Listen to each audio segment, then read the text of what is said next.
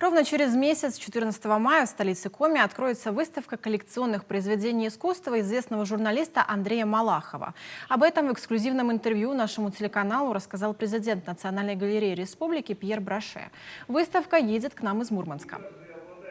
Андрей Малахов приезжает сюда, он, как вам известно, очень любитель искусства, он большой коллекционер.